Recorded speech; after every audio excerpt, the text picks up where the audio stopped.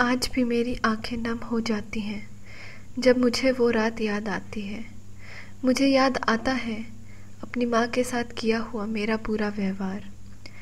उस एक घटना से मानो मेरी पूरी ज़िंदगी ही बदल गई।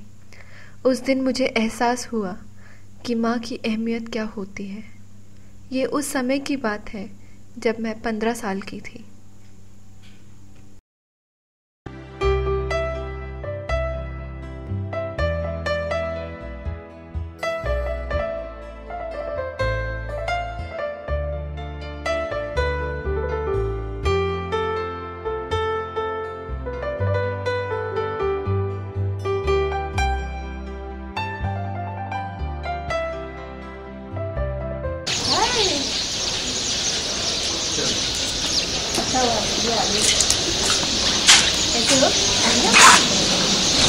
देखो तो कैसे कपड़े उसने पहने, बिल्कुल काम वाली लग रही है। इसे कैसे लोग पार्टी में आ जाते हैं। लोगों को तो पार्टी में पहनने का तरीका भी नहीं आता।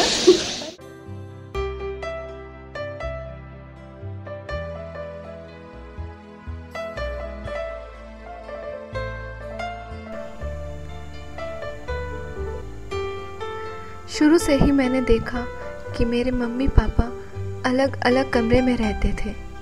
एक दिन मैं स्कूल से डांसिंग कंपटीशन जीत के आई। मैं फर्स्ट आई कंपटीशन में फर्स्ट आई। पापा मैं देखो कंपटीशन में फर्स्ट आई। वाह बेटा वाह, ऐसी मेहनत करो, एक दिन तुम बहुत बड़ी बनाओ। हाँ पापा, मैं भी सरोज खान से भी आगे जाऊंगी।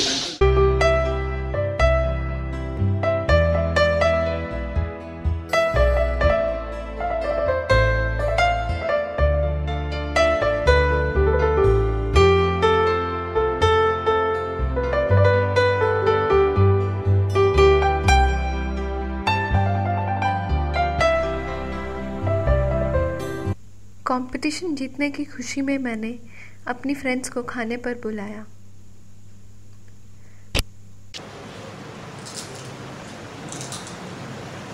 कितना टेस्टी खाना है, बहुत दिनों बाद ऐसा खाने को मिला। आज मेरी मम्मी भी ऐसा बना पाती। स्पेशली आम का chaat, the best I have ever had in my life. Madhu अपनी मम्मी से मिलाओ तो सही। मम्मी घर पर नहीं है, वो बाहर गई है। फिर कभी सही, ठीक है, फिर कभी मिल लेंगे। अपनी माँ के पहनावे को देखकर मुझे उन्हें अपने दोस्तों से मिलवाने में शर्म आ रही थी।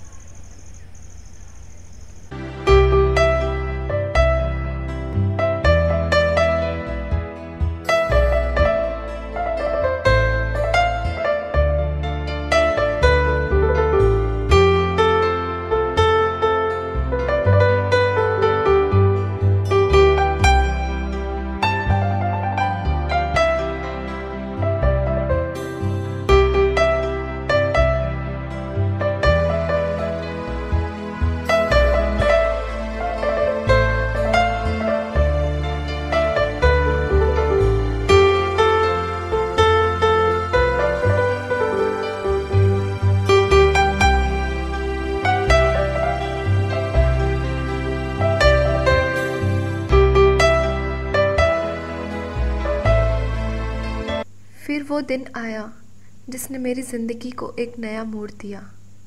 उस दिन मेरी माँ चल बसी।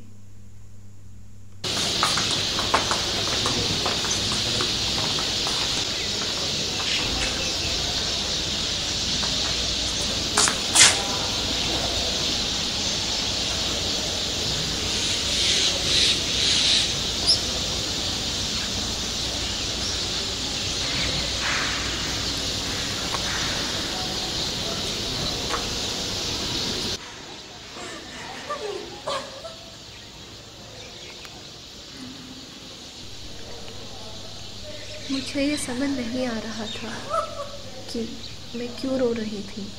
क्या ऐसे समय में मुझे रोना चाहिए था इसलिए, या मुझे सच में मेरी माँ के चले जाने का गम था।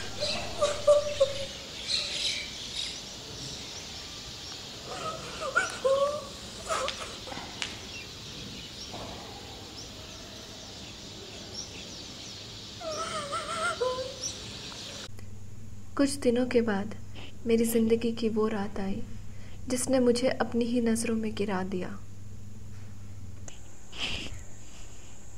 वो सर्दियों की एक रात थी।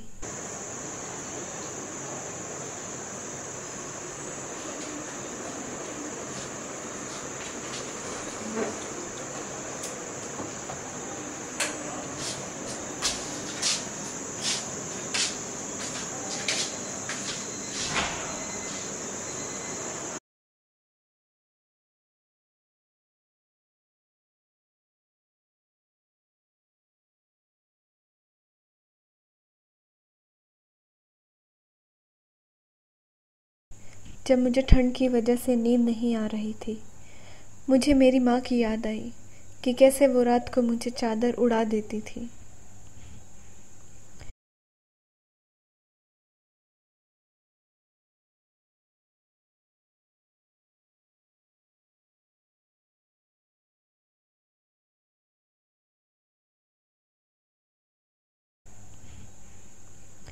फिर मैं माँ की याद में उनके कमरे में गई।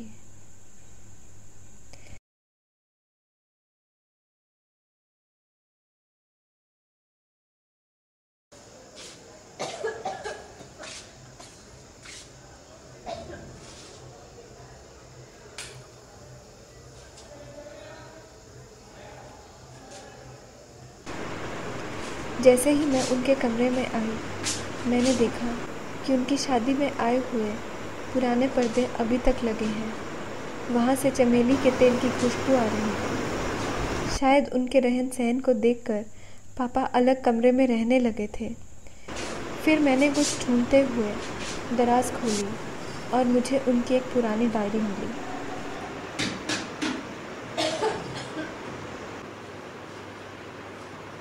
डायरी के पन्ने पलटते हुए मैंने देखा कि कितनी सुंदर लिखावट थी मेरी माँ की। 12 दिसंबर 1994।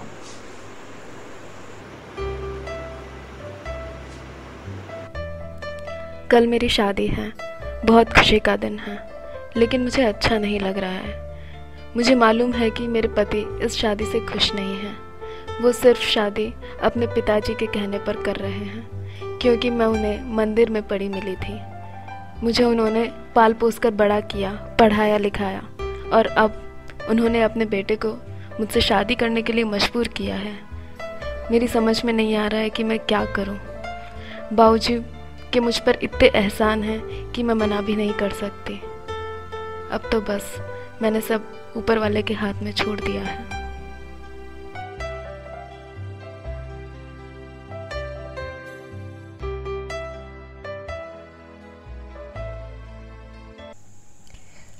थर्ड सितंबर 1995। मैं ये पाप कैसे कर सकती हूँ? कैसे मैं अपनी बच्ची, अपने खून को खुद मार सकती हूँ, वो भी सिर्फ इसलिए कि वो एक लड़की है? क्या इस समाज में सिर्फ लड़कों को जीने का हक है, लड़कियों को नहीं? मेरी सास, मेरे पति और यहाँ तक कि बाबूजी ने भी, जिन्होंने हमेशा मेरा साथ दिया है, सब ने मुझे बच्चा गिराने के लिए मजबूर किया है। उन्होंने मेरी इच्छा के खिलाफ पता लगवाया कि मेरे गर्भ में एक लड़की है। मेरे पति ने भी मुझे छोड़ दिया है और अब हम दोनों अलग अलग कमरे में रहते हैं। पर मैं हार नहीं मानूंगी। मैं बेटी को जन्म दूंगी और मैं उसे अपने बेटे की तरह बनाऊंगी। नहीं, बेटे से भी बढ़कर बनाऊंगी।